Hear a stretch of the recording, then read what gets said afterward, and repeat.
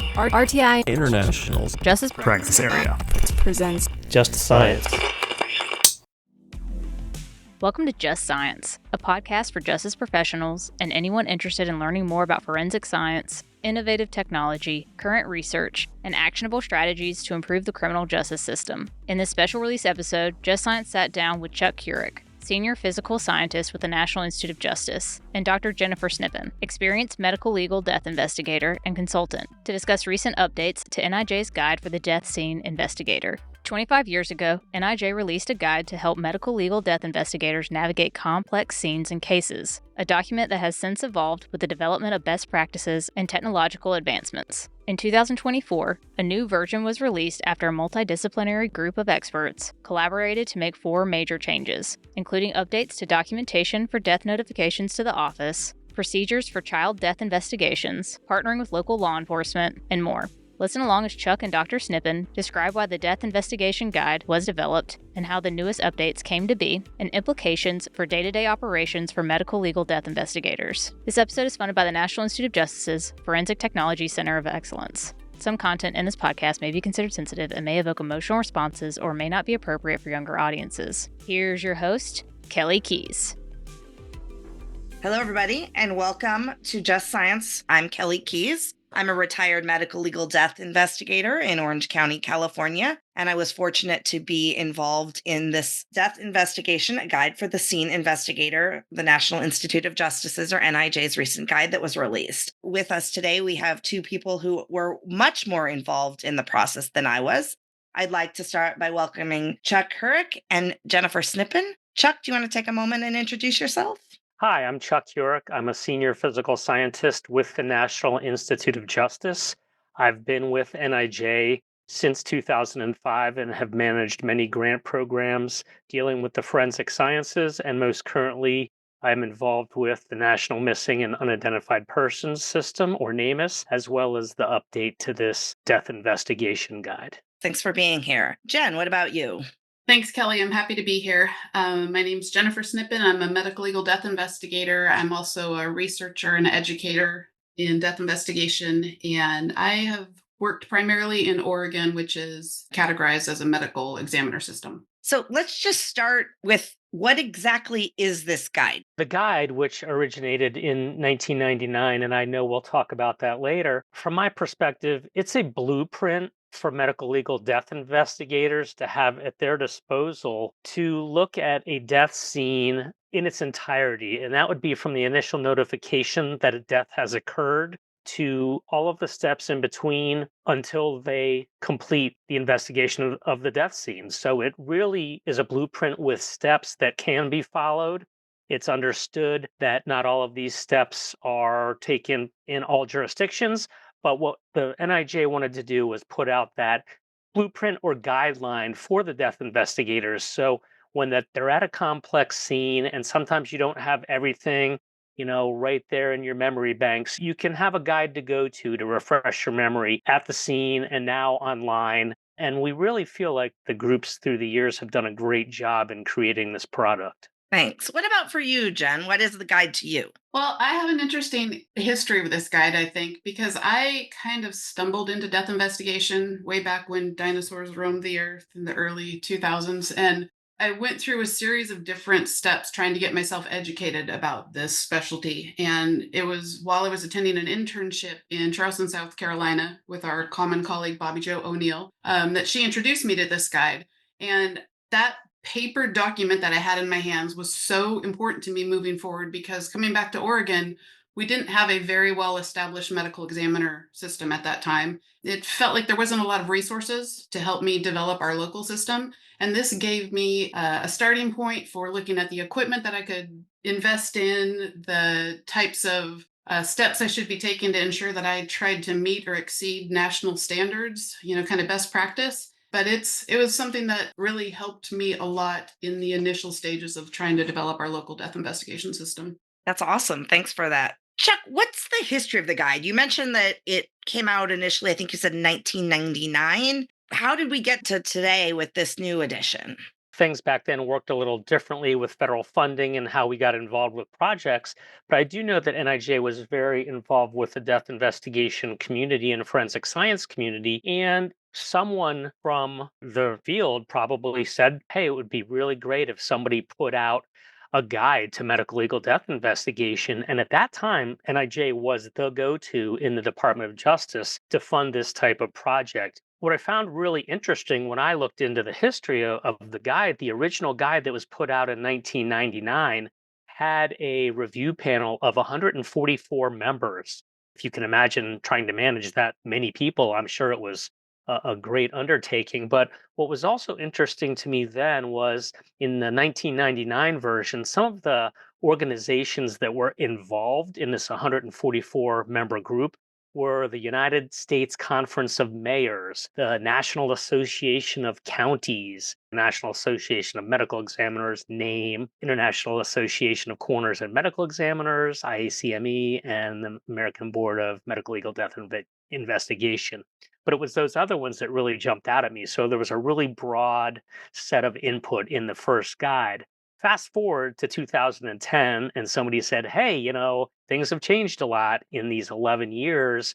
We probably need an update. So again, NIJ convened a working group, a much smaller one of subject matter experts with more focus on the actual practitioners. So NAME, ABMDI, IACME, and other affiliated forensic experts. Now, again, fast forward to 2019, the CDC came to NIJ and said, hey, we would really like to be involved in an update of this. And again, it was a group of about 40 people. From that, we whittled it down to an editorial board review that came up with the final product.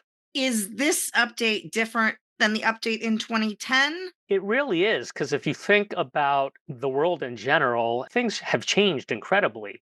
And as we all know in forensic science, things change incredibly. The way we've been able to communicate has changed.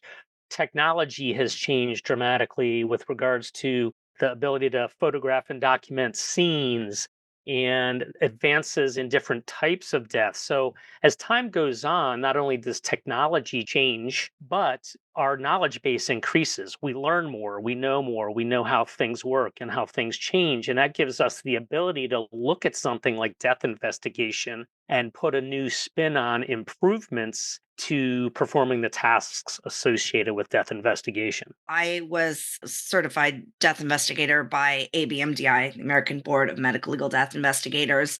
And I believe there's always been a tie-in between sort of the work that they do, at least past tests and additions with ABMDI and the guide. Jennifer, do you know anything about that? I know that when I was studying to become first registry and then board certified by the ABMDI, that this was offered to me as a suggested study tool. And as far as any formal collaboration or formal linking to it, I can't speak to that, but I know that this is one of the leading references that new death investigators are pointed to use them in preparation for those certification exams. It's not supposed to be a guide that the federal government has put out and said, this is the way you must do things. It's really a guideline. And my understanding is that ABMDI does promote it as a study guide for their certification process because it is so comprehensive and it has a lot of detail in it that they want their certified death investigators not only to be able to perform the task, but to comprehend the reason they're doing it a certain way out in the field. It's really nice that it was a collaboration between people with experience, especially in medical legal death investigation. Jen, from your perspective, how did the updating process work? I received my invitation to work on this project back in early 2021. And from that very first email, I was really impressed. It really struck me that there was a distinct effort to make this kind of a representative sample of the world of medical legal death investigation. So there were federal, state, county, and city level people. There were people from tiny rural jurisdictions, giant urban jurisdictions. Somebody took a lot of effort to make sure that we had a good representation at that meeting, the first meetings that occurred over 2021. So one of the challenges of having such a broad spectrum of individuals collaborating is a lot of busy schedules, a lot of different time zones, and a lot of different ways in which this task is undertaken, and a lot of different language for the same, speaking about the same things, but describing them in different ways. So we spent a lot of time working on what was going to be the breadth and the depth of any changes that we make, and whether we should strive for the ideal that we all hope is out there, as opposed to being realistic about the challenges that everybody face. And I think having that big group of people, a lot of them with a lot of experience and expertise, representing NAME, ABMDI, IACME, the NSA originally, the HIDA folks. We had IACP, International Association of Chiefs of Police. So we had great representation, and that led us to a really sweet spot, I think, of trying to approach all of the changes in a way that is most useful to the greatest amount of people. In fall of 2023, a group of us were invited back to participate on an editorial board to clean up the final document, make any final decisions, work on formatting and streamlining decisions. I certainly really like that this new edition maintains the same format. It's got the principle of each section, a policy suggestion, procedure, and then a nice summary that wraps up everything in the section. So I love that the format has stayed the same. From your perspective, what are some of the biggest new changes to the latest edition? Some of the things that stand out to me are that a short glossary was included. We've added links to other documents that may be useful. You will find that there is a new section that didn't exist in the previous guides that highlights the importance of the process of receiving that first notification of the death, and the importance of documenting that you were notified of a death, and briefly addresses the important decisions that have to be made when you are notified of a death. I do remember in the first scene guide, the very first section is arriving at the scene. And it always felt to me like there was something missing before that, like what is happening before you arrive at the scene. And working on some previous projects, I was always looking for references that talk about how do death investigators get notified? How do they make the decision to go? And so I love that this document addresses that. Some updates in the equipment list. We, like you mentioned, there's no Polaroids anymore. We don't list that a watch is important, knowing that everybody lives on their cell phones, relying on those for their watches. One other thing is there's a distinct point made in this document that medical legal death investigators must collaborate closely with law enforcement partners, but that our investigations are a distinct process. And highlighting that early in this guide that's something new that we didn't do before, and I think it's a really important point. Yeah, I think that initial notification and determination of response section is a good addition. Obviously, it is a guide for the scene investigator specifically, not talking about all the other factors of death investigation that necessarily go on outside the scene, although it certainly does, I think, dip its toes into many of those other things. But it does feel a little more complete to me with that section. So that was a nice addition for sure. I agree. It's a nice little addition into why you are at the scene and some decisions that have to be made before you go to the scene. And I think it really rounds out the document. Yeah, I also like that it makes reference to following local laws and statutes related to things like evidence collection and recognizing that variability. There is a definite focus on recognizing how variable death investigation practice is around the country, and respecting the fact that different agencies in different locations have different limitations on what they are able to do. Chuck, do you want to comment any more on that? I would imagine from a national perspective, that is relatively important to you. It is, and that's why we take a great amount of time and care to assemble the working groups that we put together like this. We want a broad cross-section of not only death investigation practitioners involved with this, but we also want people involved that are part of or are touched by death investigation. And Jen mentioned, most importantly, law enforcement, because sometimes the death investigation crosses the medical legal death investigation and crime scene from a law enforcement perspective. So we wanted to make sure that we covered that, as well as being able to take from start to finish. And Jen mentioned the inclusion of the new section, notification and determination of response. That came up as part of this group to be a very important part that was lacking in the previous guides. So we take all of that information from our subject matter experts and let them kind of work together to figure out how that best fits into the format of the update while keeping the original structure and feel of the guide consistent and cohesive. I'm going to switch gears a little bit here and talk about Appendix A, which is investigative tools and equipment. How was that new list of equipment decided upon, Chuck? Well, again, Kelly, it's really up to the subject matter experts on the group. And as Jen mentioned, we broke them initially up into subcommittees. So we've had each of them take a particular section of the 2011 guide. We thought that would be the most efficient way to tackle the update. And we had each subcommittee was built in a similar way with the same types of subject matter experts in them. So they had a cross section of all the people involved in death investigation.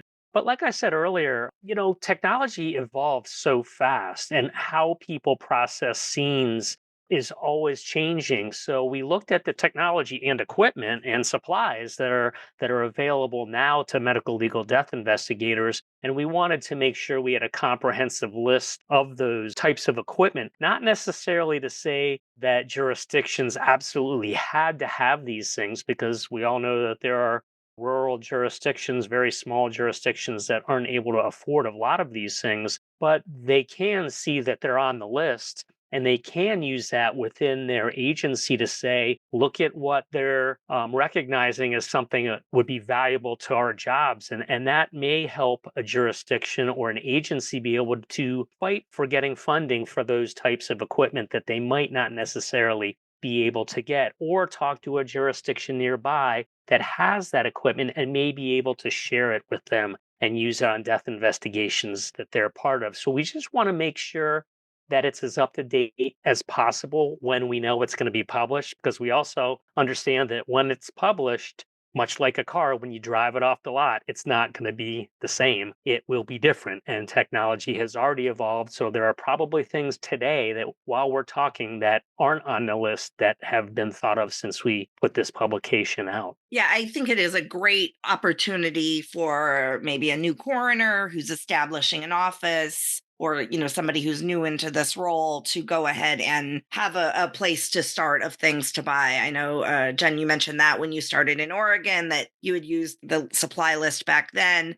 I'm also the chair of the OSEC, the Organization of Scientific Area Committees Medical Legal Death Investigation Subcommittee. And we've identified this as a topic that's so important that we were working on developing a document from OSAC. So I think that is a very useful tool for the community as well, especially those smaller offices that are under-resourced. Yeah, Kelly, and one thing I want to point out to this is in Appendix A, it states that the medical legal death investigators may be collaborating with other agencies and may share some equipment, but ultimately we're responsible for our part of it. And I have to say that early on, as I was getting established, I had to purchase my own equipment, and I had to be very mindful about what was luxury and what was necessary that I'm spending my money on, right? Well, some of this stuff that I invested in, I would take to death investigation scenes, and many times we would use the law enforcement materials, and I would just keep mine in my car. But there were a number of times where, for whatever reason, they didn't have the equipment, and the fact that I was adequately prepared, using this guide, gave me a stock of materials that then they could use. And so it not only aids in, like you said, a new coroner who's freshly elected, or a medical legal death investigator who's trying to get a local office up and running, but we can ultimately help our law enforcement colleagues too if we're better prepared and not relying on them for everything. And as Chuck mentioned, using this as a justification for why we do need the appropriate tools and equipment to do a professional job. And that sounds like that's really a great opportunity to show our law enforcement colleagues or other colleagues that we're working with on scenes our professionalism and the professionalism that a medical legal death investigator can bring to a scene. That's a great story. So Chuck, what else is new in this guide? The advances in technology is the easy, low-hanging fruit to talk about. Everybody knows DNA technology has improved in the way we can get more from smaller samples. There's the availability now of forensic genetic genealogy to make a more concrete identification of someone if the death investigator is dealing with remains of someone that is unknown. And some of the other sciences, obviously related to death investigation, have improved. One of the things that's new about this guide, and I think it's really important to mention, because at the onset of the podcast, I talked about the CDC being a partner. And they really brought a unique perspective to this discussion because their focus is on public health, not really public safety. But there's such an intersection in those two areas that we wanted to try to incorporate that feel into this new update. And we did so with their input on areas that are really important in that world of public health. And that's things like drug deaths. I mean, with the opioid epidemic, we wanted to make sure there were things involved in here that related to the differences in those types of scenes. And as well, there wasn't always as much covered with regards to child and infant deaths, which are both so vitally important to public health and public safety concerns in the United States. So we tried to incorporate those. And just through the discussion of creating this update, the CDC was really helpful in those types of discussions and in finding where we could insert things in this guide to make them valuable and to stand out to the investigators as an update. Not to mention what we discussed about the independent collaboration and the investigations themselves. At a scene, you may have someone that's from the public health sector in the government. May have law enforcement, and you may have a medical legal death investigator all at the same scene. And it's so important that they understand each other's role and that they understand the steps that each has to take in their particular investigation. It's the sense of you need to be open and collaborative with these other agencies while still meeting the goals of your investigation.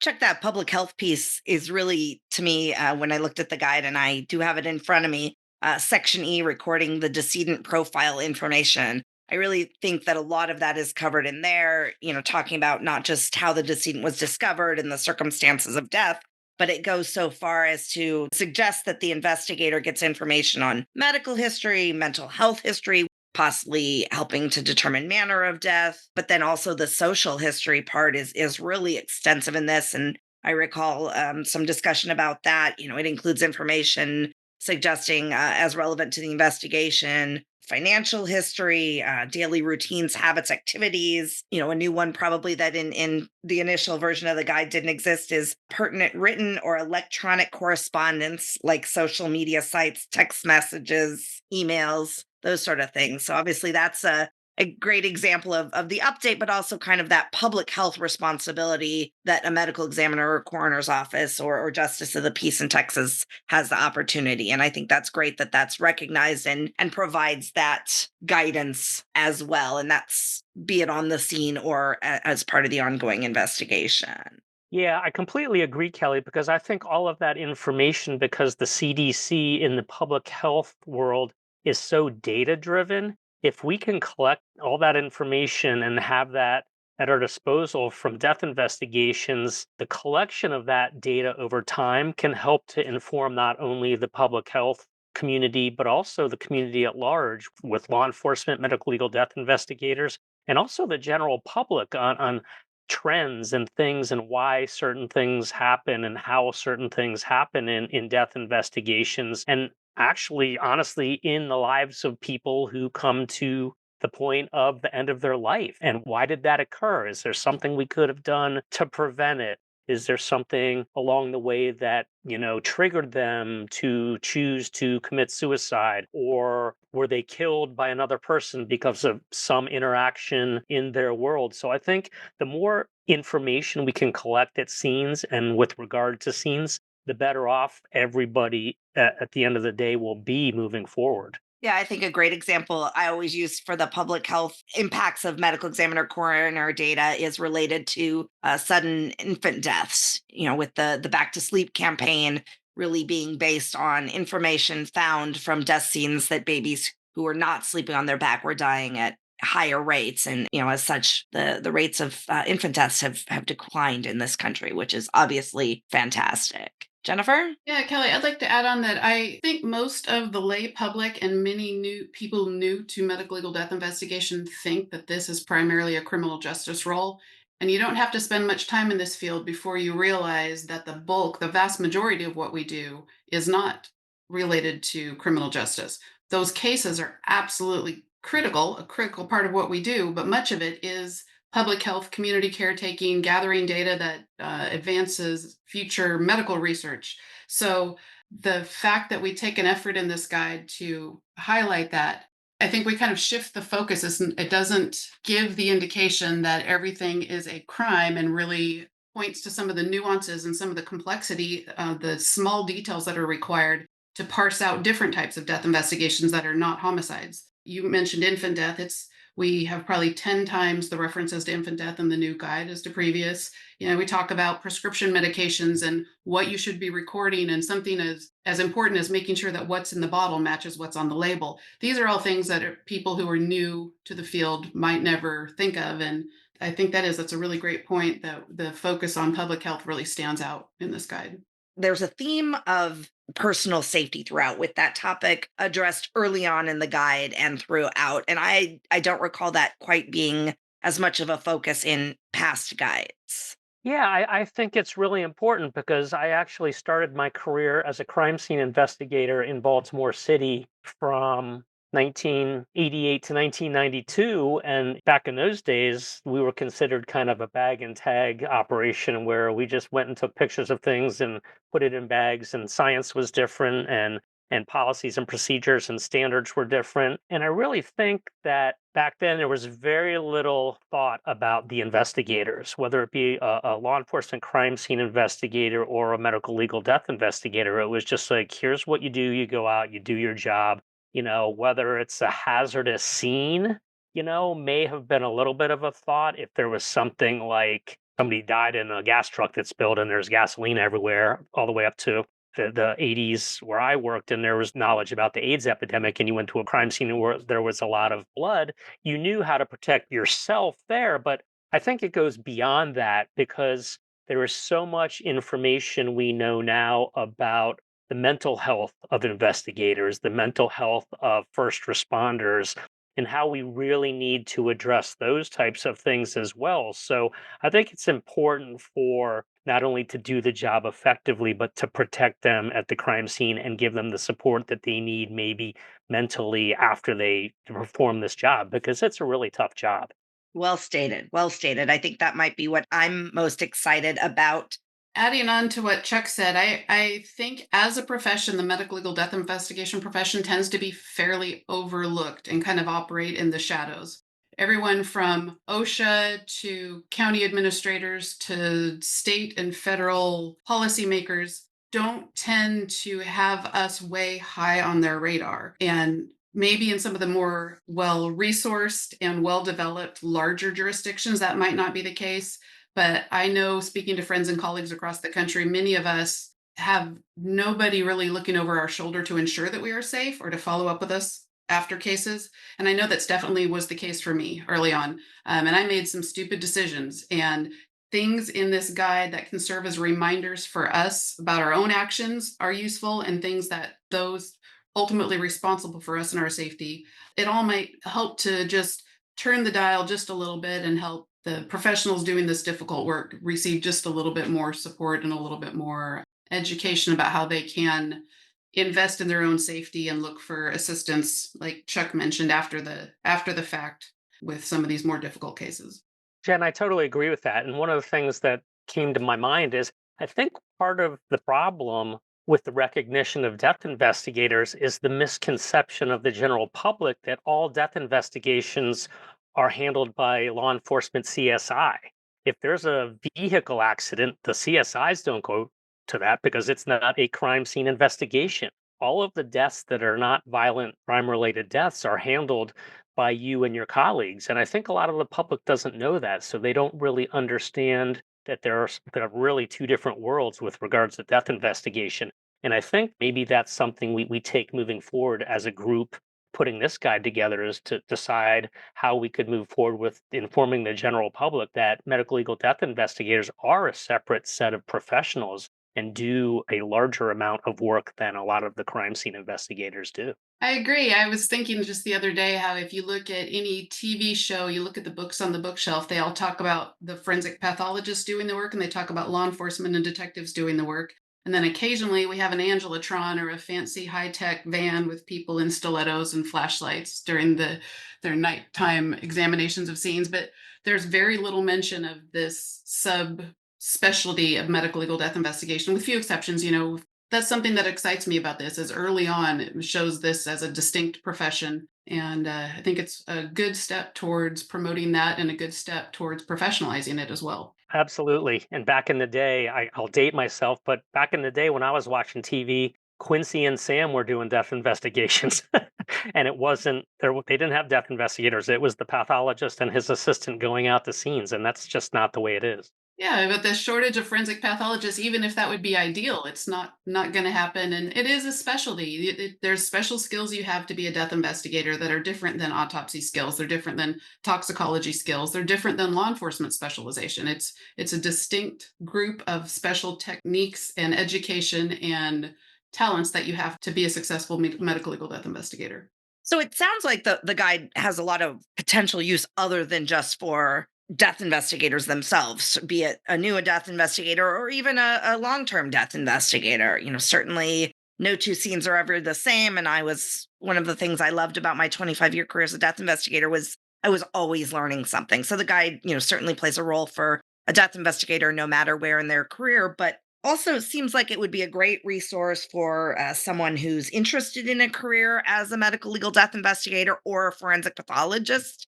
I always have people reaching out to me to ask, I want to be a death investigator, or even I want to be a crime scene investigator. And this seems like it would be a great resource for those folks. Jen, you mentioned you are involved in education. Is there a role for this, in the classroom at all that you're aware of? Well, absolutely. I will say that I just teach at a local college, and we're working on developing some medical, legal, or forensic related programs there. And I've encouraged them to order copies of this book to use for students in those future classes and discussing the classes that we're trying to design. I also think it is obviously for new coroners and new medical legal death investigators, it's a no brainer that this should be in their hands from the beginning. For anybody who is planning to become accredited by either IACME or NAME, this is an awesome reference. You have to have policies. That's part of the accreditation checklist. And so this is a great place to start with developing policies to reach that level of professionalism in an office. And then using this to educate the people who are funding us and making important decisions about our offices and our functioning.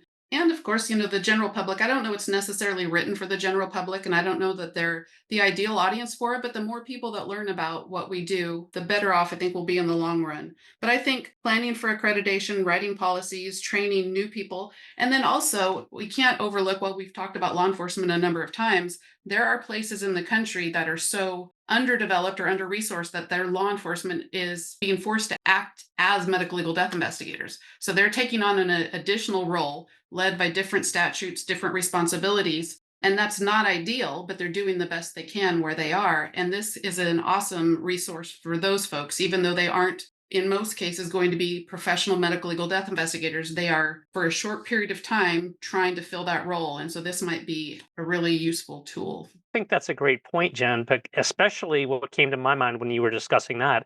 We employ Navajo Nation representative in the NAMUS program, and she had a over 20-year career as a criminal investigator slash death investigator for Navajo Nation. And there are two very different responsibilities and roles, but she did both for the Navajo Nation. So I think your point is well put. And I imagine there's probably also a role for the criminal justice system, for prosecutors, defense, judges, those sort of things as well. So to that point, Chuck, where can people access this guide? How can people, get this information? Well, Kelly, the simple answer is they can go to the NIJ website and search for Death Investigation, a guide to the scene investigator, and it will take them to the publication. And when they go to that link, there should be instructions there on how they can actually order a print copy for their agency or several print copies for their agency. And I know you guys have had booths at some of the conferences, NAME, IACME. I know I was able to get a print copy there. Is that something that might happen again in the future at associated conferences? We printed a first printing of 2,500 copies. It's my understanding there are still plenty available right now, so we plan to have them probably in a few weeks at the American Academy of Forensic Sciences, and then down the road at IACME, as well as NAME in the fall. And I just want to say, I really appreciate the fact that paper copies are available. I know there was a version in between, and I don't know that there was a paper copy available. And now that version is not on my desk. There's something even in this digital age where we have access to 27 million PDFs and online forms and all of that. There's something with this guide being a paper copy that we can throw in our car, throw in our bags, have on our desktop. I think that's a really valuable service that's being provided. So thank you for that. And just in talking to people at meetings I have internally with Department of Justice and other federal agencies, we always make mention of the resource. We would like to update this every 5 years if possible to be more regular with the updates rather than kind of knee jerking a reaction and looking back and saying, oh my gosh, a decade has passed and we haven't done anything with this. So we're looking forward to doing a revision of this guide more regularly. So other than a potential new edition in 5-ish years, anything else with this? What's next? What we'd like to see going forward is when we have the electronic version of this to have sort of a web-based toolkit that goes along with it that would include the guide. And when the links are highlighted, you can link out to different documents about death investigation or about equipment, a much more interactive type of resource that investigators can use while understanding, as Jen mentioned,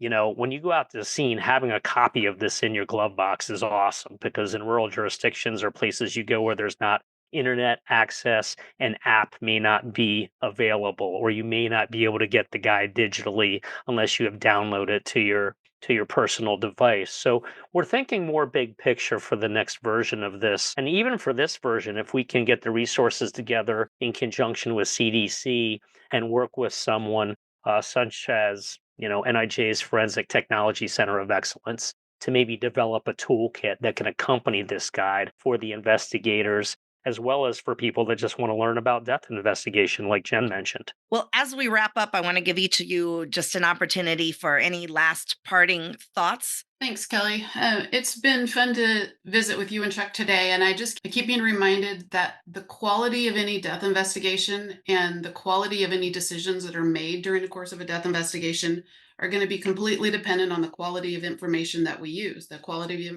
information that we obtain to make those decisions. And so this document is just another step towards improving the attention to detail and the types of information we might need to gather at a scene to help us make informed decisions, to give our very best data to public health and our very best informed decisions to the criminal justice system.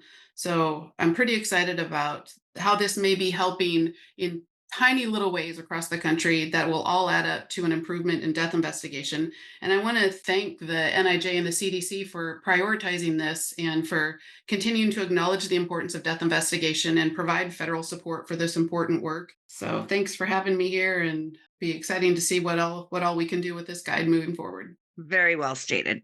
Chuck, any parting thoughts for listeners? Sure. And in echoing Jen, NIJ and myself being involved with the project, we were and are very excited about this update and also excited about the future updates and what we might be able to add to this resource for death investigators. But I want to emphasize that it's just that. It's a resource and we're happy to provide it. And we hope it's helpful for death scene investigation. We hope it's helpful to talk to and educate legislators and policymakers about the vast amount of resources that are needed in this community and that death investigation needs and deserves to do proper death investigation for the public.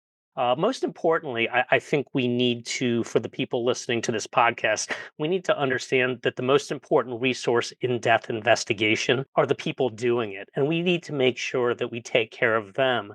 And that's what we tried to incorporate into this guide as well. We have a responsibility to make sure that the people doing this job have what they need. And this guide is just a small piece of that. Well, thank you again, Jen and Chuck, for being here and talking about this guide. We will put a link to obtaining the guide in the notes for Just Science, but I will remind the listeners that it is National Institute of Justice's Death Investigation, a guide for the scene investigator. Thank you, everyone, for listening.